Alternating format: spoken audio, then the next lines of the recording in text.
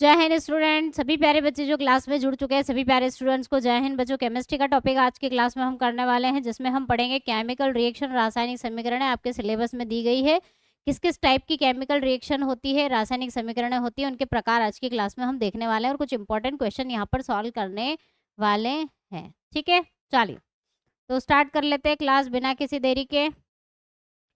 वह रासायनिक समीकरण बताओ जिसमें दो या दो से अधिक अभिकारक मिलकर एक उत्पाद बनाते हैं, उसे हम क्या कहते हैं, क्या कहा जाता है? आंसर करिएगा।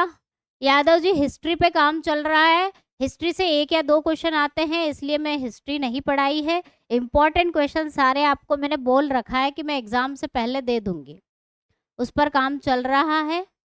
ठीक है, रेडी हो जाएंगे, इंपॉर्टेंट पॉइंट्स आपके, इंपॉर्टेंट क्वेश्चंस आपके रेडी हो जाएंगे, वो मिल जाएंगे आपको, डोंट वरी। क्या है ये? बहुत आसान है।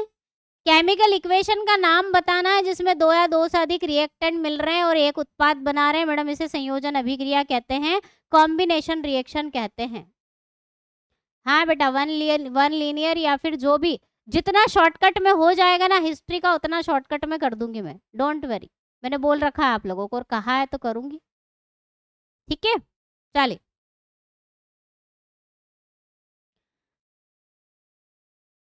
ये संयोजन अभिक्रिया का उदाहरण है। आगे बढ़ते हैं। अब ये रिएक्शन आप लोगों के सामने लिखी हुई है, इस रिएक्शन को बता दो किस प्रकार की रिएक्शन है ये। हाँ, क्लास नहीं लिया मैंने, हिस्ट्री का क्लास नहीं लिया है, बाकी चीजें आपकी कवर करवा दी है जीके में। एप्लीकेशन में मिल जाएगी पीडीएफ आपको। ठीक है, एप्लीकेशन में पीडीएफ मिल जाएगी हिस्ट्री की, शॉर्टकट में, बिल्कुल शॉर्टकट में जो इंपॉर्टेंट टॉपिक्स है। The given reaction is an example of which type of reaction? Decomposition, combination, double displacement या displacement? तो क्या लिख रहा है मैडम? A है, B है और C बन रहा है, तो ये तो हमारी संयोजन अभिक्रिया हुई, ये हुई हमारी संयोजन अभिक्रिया, कॉम्बिनेशन रिएक्शन। हाँ, स्टैटिक ज्यादा आता है, करंट का रेशो कम ज्यादा चलता रहता है। 4 से 5 क्वेश्चन करंट के भी कभी कभी 4-5 पूछ लेते हैं, कभी कभी 4 पूछते हैं, कभी 3 पूछते हैं। ठीक है, चलिए बहुत अच्छे। हाँ, हीट भी लिख लो भाई, लिख लो। रिएक्शन वो तो पूछी है उन्होंने। अगर मैं हीट, देखो हीट तो क्या है कि कोई प्रोडक्ट है नहीं, उष्मा है, हीट है, तो आप लिख सकते हो, कोई दिक्कत नहीं है। चलिए, मैग्नीशियम और ऑक्सीजन की अभिक्रिया हो रही है और मैग्नीशियम ऑक्साइड बन रहा है, बता दो कौन सी अभिक्रिया है, बता दोगे? फटाफट से टिक कर दो। Above reaction is an example of which type of reaction? अच्छा, इसमें हीट निकल रही है, पर मैंने यहाँ पर ऑप्शन में लिखा नहीं है कि एक्सोथर्मिक भी। अगर एक्सोथर्मिक भी लिख देती ना मैं, इसको, इस क्वेश्चन को, चले इस क्वेश्चन को कंफ्यूजिंग बनाने के लिए अगर हम ऐसा ऑप्शन ऐड कर देते, मान लो मैं इसमें लिख देती एक्सोथर्मिक, तो इसका आंसर पता क्या हो जाता? उष्मा शोषी। अगर मैं यहाँ पर लिख देती उष्मा क्षेपी, सॉरी उष्मा क्षेपी, अगर मैं यहाँ पर लिख देती तो आपका आंसर हो जाता D, both B and E, both B and E. ठीक है, तो कई बार क्या होता है कि 2-3 ऑप्शन ऐसे होते हैं जो हमारी रिएक्शन को मैच कर जाते हैं, तो यहाँ पर हमारी रिएक्शन कॉम्बिनेशन भी है और एक्सोथर्मिक भी है, इसमें हीट भी निकल रही है ना। चलिए, यहाँ पर भी दहन हो रहा है, मैग्नीशियम ऑक्साइड बन रहा है, यहाँ पर भी हीट निकलेगी, कॉम्बिनेशन है, डिस्प्लेसमेंट है, डिकम्पोजिशन है, डबल डिस्प्लेसमेंट है। ये भी कौन सी है मैडम? संयोजन अभिक्रिया है, कॉम्बिनेशन रिएक्शन है, ए और बी दोनों मिल रहे हैं और क्या बना रहे हैं? सी बना रहे हैं, प्रोडक्ट एक ही बन रहा है, ये भी कॉम्बिनेशन रिएक्शन है। अरे बाबा, बी एंड ई लिखा है ना मैंने, डी कहाँ लिखा है? ई एफ कर लो, ई एफ, छोटी छोटी बात है। ऑप्शन का नाम एफ कर लो, ठीक है। बी यानी कि संयोजन है, ई यानी कि एक्सोथर्मिक है। उष्मा इसमें अवशोषित होगी कि निकलेगी, बता दो, निकलेगी कि नहीं? कहां से एंडोथर्मिक हुई? एक्सोथर्मिक है भाई वो। चलिए, डीकम्पोजिशन रिएक्शन, कॉम्बिनेशन रिएक्शन सबको समझ में आ गई? पहचान लोगे? पहचान लोगे? संयोजन अभिक्रिया में किसी को प्रॉब्लम नहीं है? पहचान लोगे? बहुत आसान है। चलिए अब हम डीकम्पोजिशन रिएक्शन की बात कर लेते हैं, विघटन अभिक्रिया की बात कर लेते हैं। अगर आपके पास एक ही रिएक्टेंट है, एक ही अभिकर्मक है, एक ही रिएक्टेंट है और उससे तुम क्या बना रहे हो? उससे तुम एक से ज्यादा रिएक्टेंट प्रोडक्ट बना रहे हो, उत्पाद बना रहे हो, ऐसा पैटर्न फॉलो हो रहा। हो सकता है सी की जगह पे डी भी आ जाए, सी की जगह पे क्या आ जाए? डी भी आ जाए। तो एक ही क्या होना चाहिए? रिएक्टेंट होना चाहिए, अभिकर्मक होना चाहिए और ज्यादा उत्पाद बनना चाहिए। उस अभिक्रिया को हम डीकम्पोजिशन रिएक्शन, विघटन अभिक्रिया कहते हैं। एंडोथर्मिक एक्सोथर्मिक के एग्जाम्पल में अभी बताऊंगी, एंडोथर्मिक एक्सोथर्मिक हम पढ़ेंगे, ठीक है। चलिए तो यहाँ पर डीकम्पोजिशन का पैटर्न समझ में आ गया। देखो कैल्शियम कार्बोनेट है, अब कैल्शियम कार्बोनेट को जब हम गर्म करेंगे, टेम्परेचर बढ़ाएंगे, हीट देंगे, अब तो क्या होगा? ये कैल्शियम ऑक्साइड, ये रिएक्शन भी वेरी इंपॉर्टेंट है, कैल्शियम ऑक्साइड और कार्बन डाइऑक्साइड में टूट जाएगा। वेरी इंपॉर्टेंट रिएक्शन, कल परसों हमने क्लास में पढ़ी थी।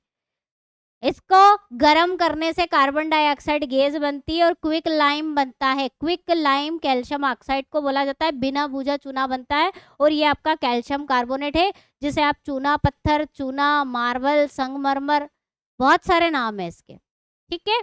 तो ये कैल्शियम कार्बोनेट को गर्म करो तो कैल्शियम ऑक्साइड और कार्बन डाइऑक्साइड बन रहा है। पैटर्न फॉलो हो रहा है, 1 से 2 बन रहे हैं। क्या होगा? डीकम्पोजिशन होगा। क्या होगा? डीकम्पोजिशन। डीकम्पोजिशन वाली रिएक्शन को करवाने के लिए हमेशा ऊष्मा देनी पड़ती है। 1 से 2 बनाने जा रहे हो, एक को तोड़ना है तो तोड़ने के लिए किसी फॉर्म में आपको एनर्जी देना पड़ती है, ऊष्मा देना पड़ती है। ये हमेशा, जनरली, सामान्यतः, मैक्सिमम टाइम, कुछ अपवाद छोड़ के क्या होती है? एंडोथर्मिक रिएक्शन होती है, ऊष्मा शोषी अभिक्रिया होती है, ध्यान रखिएगा। ऑल डीकम्पोजिशन, जनरली भी लिख लो क्योंकि कुछ एक एक्सेप्शन रहते हैं केमिस्ट्री में। सामान्यतः सभी विघटन अभिक्रियाएं ऊष्मा शोषी होती है। ये बहुत अच्छा उदाहरण है ऊष्मा शोषी अभिक्रिया का। क्या है? ये बहुत अच्छा एग्जाम्पल है। डीकम्पोजिशन वाली रिएक्शन तुम जितनी भी पढ़ोगे बेटा, सब में ऊष्मा देनी पड़ेगी तोड़ने के लिए, है ना। बॉन्ड तोड़ने, बंध तोड़ने और 1 से 2 बनाने, तो एनर्जी तो देनी पड़ेगी। इसलिए सामान्यतः सभी विघटन अभिक्रिया ऊष्मा शोषी होती है। वेरी इंपॉर्टेंट पॉइंट है ये, ठीक है। जैसे कि डाइजेशन, अब डाइजेशन क्या है आपका? डीकम्पोजिशन हो रहा है ना। अब मैडम इसमें तो एनर्जी निकलती है। कार्बोहाइड्रेट को तोड़ोगे, पानी बनाओगे, कार्बन डाइऑक्साइड बनाओगे, ऊष्मा शोषी अभिक्रिया होगी। डीकम्पोजिशन रिएक्शन का उदाहरण है, ठीक है। रेस्पिरेशन और तुम्हारा फोटोसिंथेसिस रिएक्शन, डाइजेशन, ये तीनों के बारे में पता होना चाहिए कि किस प्रकार के हैं। या तो केमिस्ट्री में पूछ लेते हैं या बायोलॉजी में पूछ लेते हैं। डाइजेशन कौन सी अभिक्रिया है, श्वसन कौन सी अभिक्रिया है, और आपकी कौन सी फोटोसिंथेसिस, प्रकाश संश्लेषण कौन सी अभिक्रिया, तीनों के बारे में पता होना चाहिए, ठीक है। चलिए आगे बात करते हैं। क्वेश्चन करो फटाफट से। रासायनिक प्रतिक्रिया का नाम बताओ जिसमें एक यौगिक 2 या 2 से अधिक सरल पदार्थों में टूट जाता है, उसे क्या कहोगे? रेस्पिरेशन एक्सोथर्मिक है, जी हाँ। फोटोसिंथेसिस एंडोथर्मिक है, अभी हम चर्चा करेंगे। सारी रिएक्शन का लिख लेंगे कि किस किस टाइप की रिएक्शन है ये। आंसर करिएगा सभी। क्या हो रहा है? केमिकल रिएक्शन का टाइप बताना है जिसमें सिंगल से तुम 2 या 2 से ज्यादा प्रोडक्ट बना रहे हो, that is your decomposition reaction, अपघटन अभिक्रिया। अपघटन अभिक्रिया अगर कोई से दे दे बाय चांस और पूछ ले कि ये एक्सोथर्मिक है कि एंडोथर्मिक है, तो एंडोथर्मिक है, ऊष्मा शोषी अभिक्रिया होती है क्योंकि इनमें ऊष्मा देनी पड़ती है हमें, ठीक है। चलिए समीकरण आपको दे के रखिए बेटा, अब इसमें बता दो किसका उदाहरण है, ये कौन सी वाली रिएक्शन है। कैल्शियम कार्बोनेट को, चूना पत्थर को तुम ऊष्मा दे रहे हो, हीट दे रहे हो और कैल्शियम ऑक्साइड बिना बूझा चुना स्लैग्ड लाइम बन रहा है, कार्बन डाइऑक्साइड गैस निकल रही है। कौन सी रिएक्शन है ये? रिएक्शन भी याद कर लेना बेटा, ये इंपॉर्टेंट वाली रिएक्शन है। कब कल परसों क्वेश्चन में पूछा था ना कि कौन किसके डिकम्पोजिशन मतलब किसको गर्म करने से कार्बन डाइऑक्साइड गैस बनती है, तो क्वेश्चन ऐसे घुमाए जाते हैं। ये रिएक्शन याद होती तो तुम बता देते आंसर। क्या है ये अपघटन अभिक्रिया है। 1 से 2 बन रहे मैडम, अपघटन अभिक्रिया है। और साथ ही साथ अपघटन अभिक्रिया ऊष्मा शोषी तो होती है, तो अपघटन भी है और ऊष्मा शोषी भी है। ऊष्मा चाहिए इसको कराने के लिए, ऊष्मा शोषी है यानी कि एंडोथर्मिक है, एंडोथर्मिक है ये। सभी डिकम्पोजिशन रिएक्शन मैक्सिमम एंडोथर्मिक ही होती है, बार बार हम नहीं लिखेंगे, इसको एनर्जी देना पड़ेगी तब जाके टूटेगा। ठीक है, चलिए बंद तोड़ना पड़ा। देखो बेटा ये एक अकेला कैल्शियम कार्बोनेट है, अब इसको तुम जब तक हीट नहीं दोगे, एनर्जी नहीं दोगे, टूटेगा कैसे? रिएक्शन कैसे स्टार्ट करोगे? हीट देनी पड़ेगी ना, इसीलिए ये टूटेगा। तो ज्यादातर डिकम्पोजिशन करवा रहे हो, अपघटन करा रहे हो तो ऊष्मा देनी पड़ती है, इसलिए ऊष्मा शोषी होती है। हीट चाहिए, इसको एब्जॉर्ब करेगा, अवशोषित करेगा। ठीक है, चलिए निम्नलिखित में से कौन अपघटन प्रतिक्रिया का उदाहरण है, बता दो। इन रिएक्शनों में से अब ऐसी 2-4 रिएक्शन लिखी होती हैं, उनमें से आपसे पूछ लिया जाता है कौन सी अपघटन वाली है, कौन सी संयोजन अभिक्रिया है, कौन सी डिस्प्लेसमेंट है, कौन सी डबल डिस्प्लेसमेंट है। इस तरह से क्वेश्चन एग्जाम में पूछते हैं, सिंपल से। तो देख लो पैटर्न कहाँ फॉलो हो रहा है, कहाँ पैटर्न फॉलो हो रहा है आपका अपघटन अभिक्रिया का।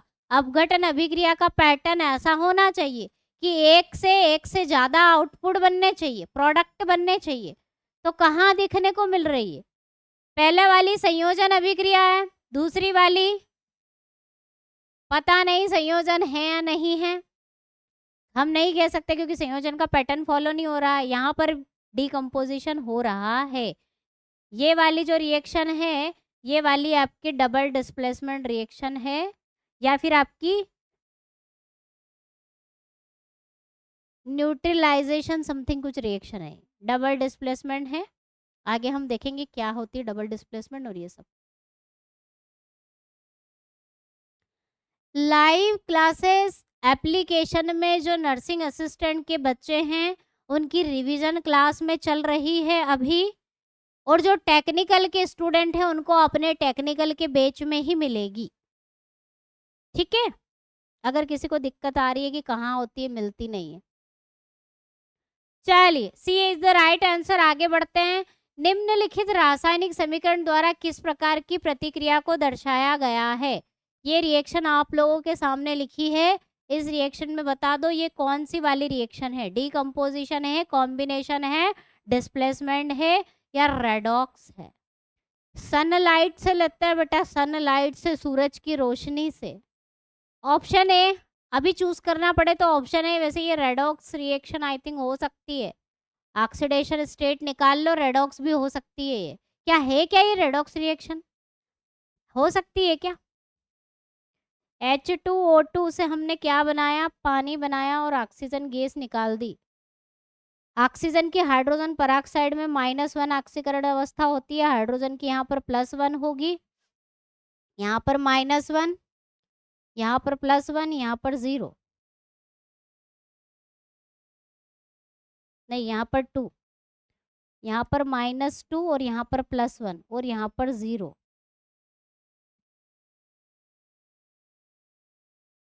बताओ क्या रेडॉक्स हो सकती है क्या?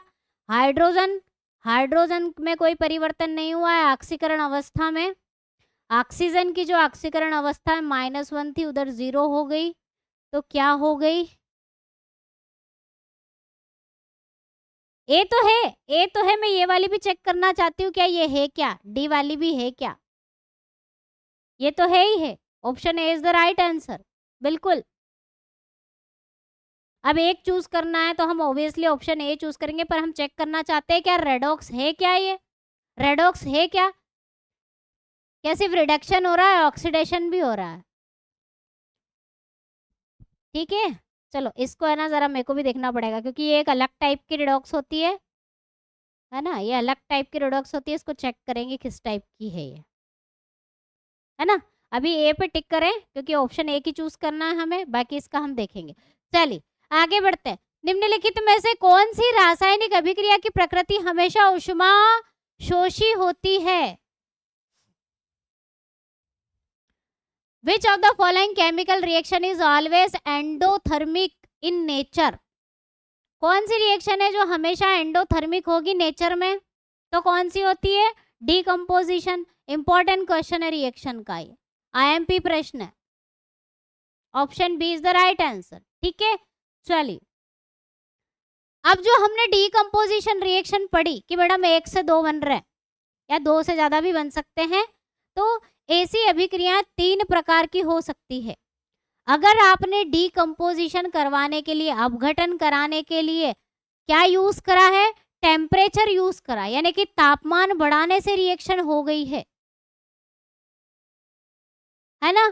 तापमान बढ़ाने से अगर रिएक्शन हो जाती है तो उसे थर्मल डीकंपोजिशन बोलते हैं, ऊष्मीय विघटन अभिक्रिया कहते हैं। अब विघटन में भी पूछ ले कि कौन सी वाली विघटन अभिक्रिया है, थर्मल वाली है या इलेक्ट्रिक डीकंपोजिशन? इलेक्ट्रिक डीकंपोजिशन में आपको इलेक्ट्रिसिटी, विद्युत धारा देनी पड़ेगी तब जाके डीकंपोजिशन होता है, यानी कि पदार्थ आपका कंपाउंड टूटता है। इलेक्ट्रिसिटी देने पर, विद्युत धारा, एनर्जी किस फॉर्म में दे रहे हो? ऊष्मा शोषी तो है लेकिन किस फॉर्म में एनर्जी दे रहे हो? इलेक्ट्रिसिटी के फॉर्म में एनर्जी दे रहे हो। आपने उस कंपाउंड का एक्वस सॉल्यूशन बनाया, उसमें इलेक्ट्रिसिटी पास कर दी, वो टूट जाएगा, तो वहां पर इलेक्ट्रिक डीकंपोजिशन होता है ना।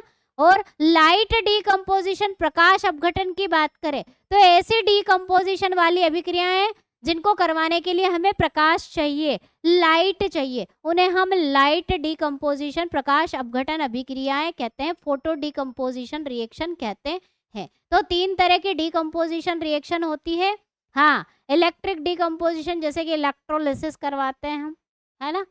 इलेक्ट्रोलिसिस में जरूरी नहीं कि डीकंपोजिशन ही हो, वहां पर डबल डिस्प्लेसमेंट भी हो सकता है, इसलिए इलेक्ट्रोलिसिस नहीं लिखा है। चलिए थर्मल डीकंपोजिशन का उदाहरण देख लें हम।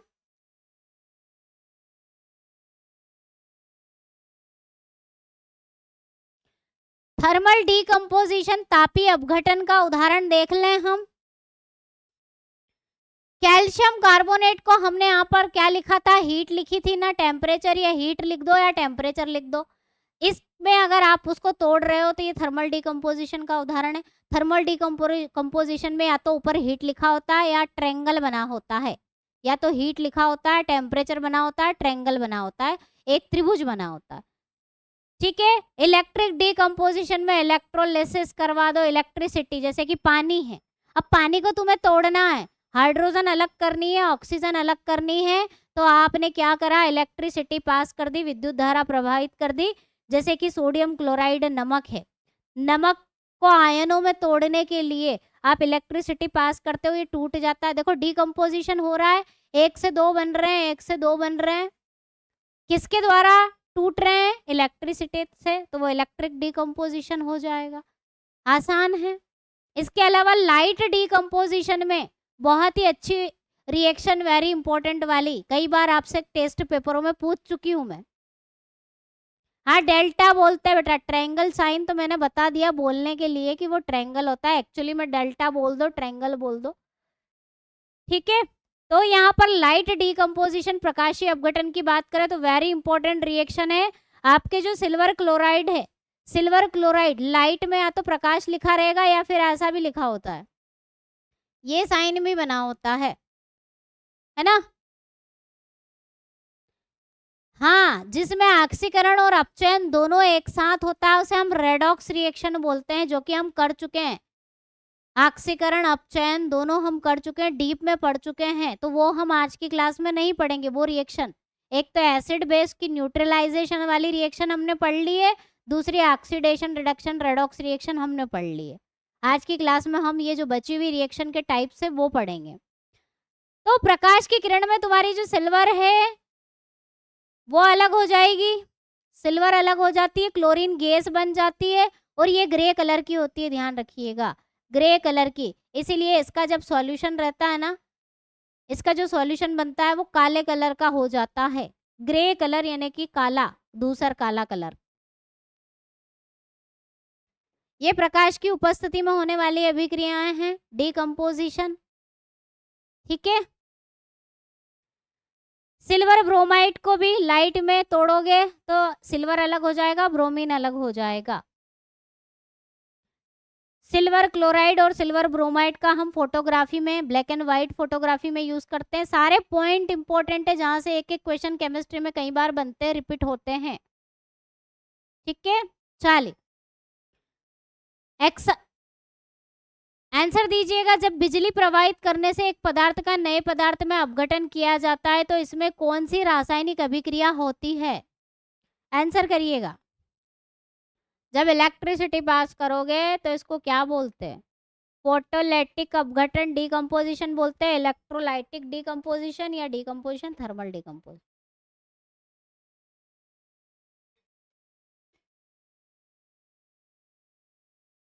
क्या होगा? इलेक्ट्रोलिटिक डीकंपोजिशन, इलेक्ट्रिसिटी पास करने से टूट जाना, बिल्कुल।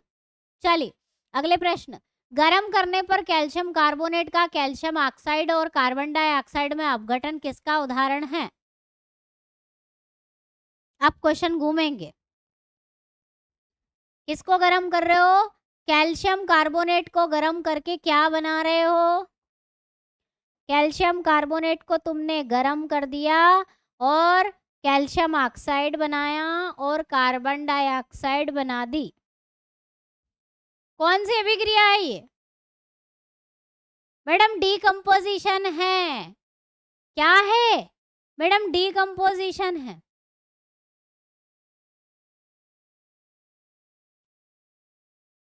थर्मल वाला डीकंपोजिशन है, तापीय अपघटन है, और साथ ही साथ एंडोथर्मिक भी है मैडम, क्योंकि डीकंपोजिशन करने के लिए हमने ऊष्मा दे दी, ऊष्मा शोषी अभिक्रिया भी है ये, थर्मल डीकंपोजिशन बोलते हैं इसको।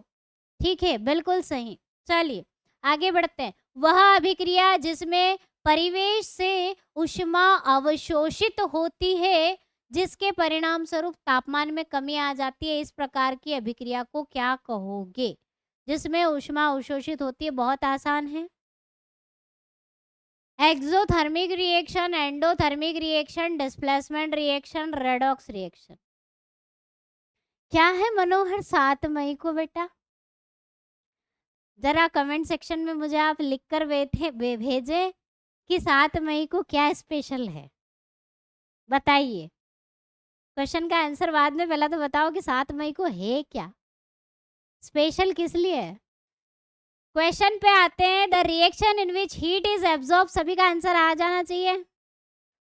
चलिए बेटा, तो हम क्वेश्चन पे आ जाते हैं। मजाक मस्ती हो गई, बातें बहुत सारी हो गई है ना। तो जिसमें ऊष्मा अवशोषित होती है, एब्जॉर्ब होती है, उसे हम बोलते हैं ऊष्मा शोषी अभिक्रियाएं, एंडोथर्मिक रिएक्शन, है ना। चलो आगे बढ़ते हैं। एंडोथर्मिक और एक्सोथर्मिक रिएक्शन हम देख लेते हैं। Those reaction which required heat और एनर्जी, जिनको कराने के लिए हीट देनी पड़ती है, एनर्जी देनी पड़ती है, ऊष्मा देनी पड़ती है, या अवशोषित होती है, उस अभिक्रियाओं को हम ऊष्मा शोषी अभिक्रिया कहते हैं। उसे हम एंडोथर्मिक रिएक्शन बोलते हैं। ठीक है, होगा बेटा, यहीं कहीं होगा, उसके अपने टाइम में क्लास व्लास देखता होगा, कर रहा होगा, कहीं ना कहीं एग्जाम में लगा होगा, पढ़ रहा होगा। अच्छा बच्चा है वो, है ना, सीरियस है बहुत, तो वो कर रहा होगा अपनी तैयारी अपने आप से। उसको जब टाइम मिलता होगा तब क्लास देख लेता होगा। ठीक है राजेश खान। चलिए, सब लगे हुए हैं बेटा, सबको टेंशन है अपने भविष्य की, आप भी अपनी चिंता कर लीजिए। सभी बच्चे लगे हुए हैं, वो एक एग्जाम नहीं देंगे बेटा, वो बहुत सारी एग्जामों के फॉर्म भरे हैं, तो अपनी अपनी एग्जामों की तैयारियों में लगे हुए हैं, है ना। सभी पढ़ रहे हैं, ऐसा नहीं है कि सभी ने पढ़ना छोड़ दिया है। उनको जब टाइम मिलता है वो क्लासेस देख लेते हैं और डाउट भी पूछ लेते हैं। ठीक है, चलो ऊष्माशोषी अभिक्रियाएं वो अभिक्रियाएं होती है जिनको कराने के लिए ऊष्मा अवशोषित होती है, एब्जॉर्ब होती है और हीट चाहिए, एनर्जी चाहिए जिनको कराने के लिए, ठीक है। All decomposition reactions are the exothermic reaction होती है, हम चर्चा कर चुके हैं। प्रकाश संश्लेषण क्या है? प्रकाश संश्लेषण भी एक एंडोथर्मिक रिएक्शन है। कौन सी वाली है? फोटोसिंथेसिस एंडोथर्मिक है, डीकम्पोजिशन एक्सोथर्मिक रिएक्शन है, एंडोथर्मिक है, एंडोथर्मिक। ऊष्माशोषी अभिक्रियाओं के उदाहरण देख लो, कॉमन वाले देख लो उदाहरण। सारी डीकम्पोजिशन पहचानते कैसे हैं? सारी डीकम्पोजिशन वाली तो तुम जब पहचान ही लोगे कि मैडम ये तो ऊष्माशोषी है ही, एंडोथर्मिक है ही। इसके अलावा फोटोसिंथेसिस, प्रकाश संश्लेषण में लाइट चाहिए कि नहीं चाहिए? इसको लाइट देना पड़ती है कि नहीं? 6CO2 प्लस 6H2O बराबर लाइट C6H12O6 प्लस ऑक्सीजन।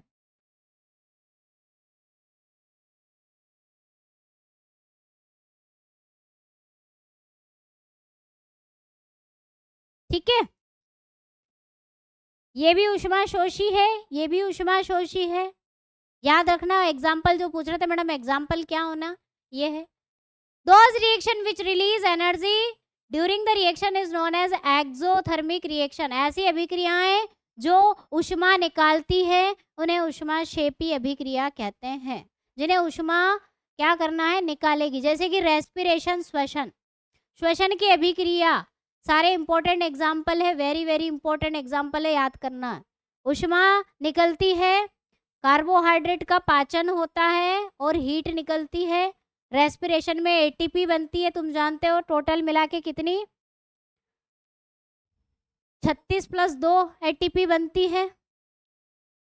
इतनी एटीपी बनती है, ऊष्मा निकलती है। इसके अलावा वेरी इंपॉर्टेंट रिएक्शन, एसिड में या पानी में एसिड मिलाते हैं तो क्या होता है, बहुत सारी हीट निकलती है, बहुत सारी एनर्जी निकलती है। एसिड का डाइल्यूशन करना जिसको हम बोलते हैं, क्या बोलते हैं, डाइल्यूशन, जिसको हम बोलते हैं डाइल्यूट करना, डाइल्यूट करना यानी कि तनुकरण करना। किसका? अम्लों का तनुकरण करना, तनु में डाइल्यूट एसिड में चेंज करना, पानी मिलाना, क्या निकलती है, हीट निकलती है, ध्यान रखिएगा, है ना। तो ये ऊष्मा क्षेपी अभिक्रियाओं के उदाहरण हैं आपके, वेरी इंपॉर्टेंट वाले। रेस्पिरेशन हो गया तुम्हारा, डाइजेशन हो गया, फोटोसिंथेसिस हो गई, ये तो आज पता ही होना चाहिए। चलिए, जिस रासायनिक अभिक्रिया में ऊष्मा निकलती है उस अभिक्रिया को क्या कहोगे, जल्दी से टिक कर दीजिए फटाफट से। ऐसी अभिक्रियाएं जिनमें क्या निकलती है, ऊष्मा निकलती है, रिलीज होती है, ऊष्माक्षेपी, एक्सोथर्मिक, उन्हें हम क्या बोलते हैं, ऊष्माक्षेपी अभिक्रिया बोलते हैं, एक्सोथर्मिक बोलते हैं। निम्नलिखित में से कौन सी अभिक्रिया ऊष्माशोषी अभिक्रिया का उदाहरण है, बता दो, ऐसे क्वेश्चन बन जाते हैं। Which of the following reaction is an example of endothermic reaction? ऊष्माशोषी अभिक्रिया का उदाहरण आपको बताना है। बेटा ये एक समिति, एक ऑर्गेनाइजेशन है जो बच्चों के लिए, महिलाओं के लिए, पीड़ित बच्चों के लिए, इनके लिए काम करती है इंटरनेशनल लेवल पर, जिसको रेड क्रॉस बोलते हैं। जैसे कि तुम्हारी यूएनओ है ना, G7 है, G20 है, इस तरह से रेड क्रॉस भी होती है। पानी में सोडियम हाइड्रोक्साइड का घोलना, dissolving sodium hydroxide in water. Ferrous sulphate का डीकंपोजिशन करना, सल्फ्यूरिक एसिड का तनुकरण करना, प्राकृतिक गैस को जलाना। तो बेटा जलने में तो ऑब्वियसली हीट निकलती है, जितने भी तुम फ्यूल जलाते हो, petrol, diesel, CNG, gas, LPG, सब में हीट निकलती है कि नहीं। तो इनमें बर्निंग ऑफ नेचुरल गैसेस या बर्निंग ऑफ फ्यूल में ऊष्मा निकलती है, हीट रिलीज होती है। ये ऊष्मा क्षेपी अभिक्रिया है। और एसिड का हम बात कर ही चुके हैं, ये भी ऊष्मा क्षेपी अभिक्रिया है। डीकंपोजिशन ऑफ फेरस सल्फेट या dissolving sodium hydroxide in water. तो हीट किस में निकलेगी? हीट किसको चाहिए? तो डीकम्पोजिशन वाली रिएक्शन को हीट चाहिए होती है। तो यहाँ पर अपघटन शब्द आ गया, तो ज्यादा सोचना ही नहीं है madam, option B is the right answer. क्या कहा था मैंने कि डीकम्पोजिशन जहां हो रहा है, अपघटन जहां अभिक्रिया हो रही है, वहां ऊष्मा चाहिए, देनी पड़ेगी, शोषित करेगी, ऊष्मा शोषी अभिक्रिया होगी आपकी फेरस सल्फेट का अपघटन। ऐसे क्वेश्चन घुमा दिए जाते तो आपकी गाड़ी अटक जाती है ना? तो ऐसे गाड़ी नहीं अटकाना है। डीकम्पोजिशन रिएक्शन जहां देख लो वो पक्का आपकी क्या होगी? ऊष्मा शोषी अभिक्रिया होगी, है ना? हाँ, चलिए, निम्नलिखित में से कौन सा एक अति ऊष्माक्षेपी अभिक्रिया का उदाहरण है जिसमें बहुत ज्यादा एनर्जी निकलती है? तो एसिड में पानी है, पानी में एसिड मिला दो, ब्लास्ट। बहुत ज्यादा जल में सल्फ्यूरिक अम्ल को घोलना, जहां पानी और एसिड देख लो समझ लेना ऊष्माक्षेपी और बहुत ज्यादा वाली ऊष्माक्षेपी अभिक्रिया, बहुत ज्यादा हीट निकलती है। पानी में एक अम्ल या क्षार का विलयन करने को किस नाम से जाना जाता है? डिसोल्यूशन ऑफ एसिड और base in water is known as, किस टाइप की रिएक्शन कहलाती है? अम्ल या क्षार को पानी में घोलना। ऊष्माक्षेपी, अम्ल को, क्षार को पानी में घोलोगे तो क्या निकलती है? एनर्जी निकलती है, ऊष्माक्षेपी अभिक्रिया होगी। Option C is the right answer. ठीक है, चलिए आगे बढ़ते हैं। वनस्पति पदार्थों के खाद में अपघटन की अभिक्रिया किसका उदाहरण है? The reaction of decomposition of vegetable matter into compost is an example of. Decomposition हो रहा है तो हम मानकर चल रहे हैं एंडोथर्मिक होगी, ऊष्मा शोषी अभिक्रिया होगी, है ना? डीकम्पोजिशन करवाना है, हीट देनी पड़ेगी, तब जाके डीकम्पोजिशन होगा। टेम्परेचर बढ़ जाता है तो अच्छे से डीकम्पोजिशन होता है, अच्छे से खाद बनता है, अच्छे से क्या बनता है? कंपोस्ट बनता है। कम टेम्परेचर वाली कंडीशन में कंपोस्ट बनाओ और ज़्यादा टेम्परेचर वाली कंडीशन में कंपोस्ट बनाओ, कौन सा जल्दी और अच्छा बनेगा? कौन सा वाला? टेम्परेचर ज़्यादा बढ़ा दोगे, हीट दे दोगे। इनमें से कौन सी ऊष्माक्षेपी अभिक्रिया है? कौन सी एक्सोथर्मिक प्रोसेस है? बता दो। कपूर का ऊर्ध्वपातन करना, सभी के सभी ऑप्शन यहाँ पर जो दिख रहे हैं वो सभी सही है क्या? पानी का वाष्पीकरण करना, बिना बूझे चूने के साथ पानी की अभिक्रिया करवाना। ऊर्ध्वपातन का मतलब क्या समझते हो तुम? डायरेक्ट सॉलिड से गैस में बदल देना, ठोस से गैस में बदलना ऊर्ध्वपातन होता है। तो इसको करवाने के लिए इसको आपको कैसे ना कैसे करके हीट देनी पड़ती है। तो ये तो ऊष्माक्षोषी है, एंडो है, एंडो है, ऊष्माक्षोषी है बेटा। इसको तो हीट देनी पड़ेगी तब जाके मोमबत्ती जलेगी, ऊर्ध्वपातन होगा, कपूर गर्म होगा, सबके लिए हीट देनी पड़ती है ना? अब ये तो गया, जब ये गया तो ये तो गया। पानी का वाष्पीकरण, अब इवेपोरेशन करोगे, पानी को वाष्पीकृत करोगे तो गर्म तो करना पड़ेगा। पानी गर्म करोगे तब जाके तो वो भाप में बनेगा, कि पड़े पड़े पानी भाप में बन जाता है। टेम्परेचर बढ़ता है तब जाके भाप बनती है कि नहीं? तो इवेपोरेशन ऑफ द वाटर भी आपका एंडोथर्मिक है, ऊष्माशोषी अभिक्रिया में आता है। बिना बूझे चूने के साथ पानी की अभिक्रिया तो तुम जानते हो, सर्वमान्य अभिक्रिया। बिना बूझा चूना, बिना बूझा चूना के साथ पानी की अभिक्रिया करवा दो। बिना बूझा चूना याद रखना ये होता है कि नहीं होता है? होता है कि नहीं? इसकी पानी के साथ अभिक्रिया करवा दो, क्या बनेगा? बूझा चूना बन जाता है। बूझा चूना, ये रिएक्शन है ना, घोट के पी लेना। कैल्शियम कार्बोनेट, कैल्शियम ऑक्साइड वाली रिएक्शन सारी घोल के पी लेना बेटा केमिस्ट्री में। बिना बूझा चूना है ये।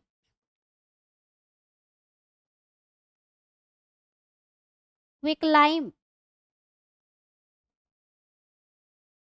पानी के साथ अभिक्रिया करते हो तो यहाँ पर बूझा हुआ चूना, स्लैग्ड लाइम बनता है। बूझा हुआ चूना, स्लैग्ड लाइम जिसको बोलते हैं, ये बनता है। इंग्लिश में भी नाम याद कर लेना हिंदी वाले बच्चे, ऐसा मत सोचना कि इंग्लिश वाले नाम हम याद ना करें। हिंदी में भी क्विकलाइम लिखा हुआ आ जाता है कभी कभी, है ना? कैल्शियम हाइड्रोक्साइड भी बोलते हैं इसको। सबके नाम ये रटा जाना चाहिए, बिल्कुल टिप पे होना चाहिए। कैल्शियम हाइड्रोक्साइड, ये कैल्शियम ऑक्साइड है, कैल्शियम ऑक्साइड,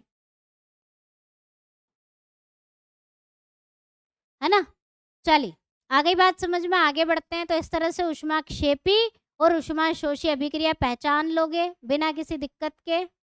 जो बच्चे टेस्ट सीरीज ज्वाइन करना चाहते हैं, प्रैक्टिस करना चाहते हैं इन टेस्ट सीरीजों को लगा लगा के, क्योंकि लास्ट टाइम पे आपको एमसीक्यू सॉल्व करना है, टेस्ट सीरीज लगाना है, आकलन करना है अपना। तो अगर टेस्ट सीरीज लगाना चाहते हैं तो 99 की टेस्ट सीरीज है आपकी, जिसमें आपको 80 टेस्ट सीरीज मिलेगी। अभी हमने ऑलरेडी 60 कर चुके हैं, एग्जाम तक हम 80 कर लेंगे। और इसी टेस्ट सीरीज के साथ आपको 10-11 ओरिजिनल पेपर यानी कि 90 टेस्ट सीरीज मिल रही है आपको। 80 तो नर्सिंग असिस्टेंट के कंप्लीट 50 प्रश्नों के पेपर सेट मिलेंगे 99 में, और 10 एक्स्ट्रा ओरिजिनल टेस्ट पेपर जो हो चुके हैं इंपॉर्टेंट वाले जितने भी अवेलेबल हैं, वो सारे के सारे टेस्ट सीरीज के फॉर्म में आपको 10 एक्स्ट्रा, 11 हैं एक्चुअली में, 10 नहीं है, 10 तो मैंने बहुत पहले ये आपको मिलेंगे 99 में। जो बच्चे टेस्ट सीरीज ज्वाइन करना चाहते हैं, टेस्ट लगाना चाहते हैं, टेस्ट लगाने का फायदा है कि आप अपना आकलन कर सकते हैं, वो ज्वाइन कर सकते हैं। Chapter wise test series batch के साथ मिल रही है। इसके अलावा जिनको चैप्टर वाइज टेस्ट सीरीज चाहिए, जिनको एमसीक्यूज चाहिए मोस्ट इंपोर्टेंट टॉपिक वाइज, वो बैच ज्वाइन कर सकते हैं। बैच का प्राइस 299 है, ठीक है। और 299 के साथ जो आपकी 90 टेस्ट सीरीज है 80 वाली और प्लस 10 ओरिजिनल, वो भी आपको इसके साथ फ्री मिलेगी। टॉपिक वाइज टेस्ट सीरीज और साथ ही साथ पीवाईक्यू वाली टेस्ट सीरीज और साथ ही साथ टेस्ट पेपर 80 और पूरा रिवीजन बैच के मोस्ट इंपॉर्टेंट एमसीक्यू सब आपको 299 में प्रोवाइड किया जाएगा। इससे ज़्यादा आपको पढ़ने की ज़रूरत मेरे ख्याल से नहीं। और क्लासेस रिवीजन बैच में लाइव चल रही हैं अभी, बायोलॉजी, केमिस्ट्री और फिजिक्स की। तो रिवीजन करते रहिए, इसी तरह के क्वेश्चंस एमसीक्यूज आपको सॉल्व करना है। पेपर सेट की प्लेलिस्ट है, जो यूट्यूब से पढ़ाई कर रहे हैं बच्चे, पूरी प्लेलिस्ट है, पेपर सेट आप वहाँ से भी लगा सकते हैं। मिलते हैं नेक्स्ट क्लास में, तब तक के लिए जय हिंद, जय भारत, वंदे मातरम।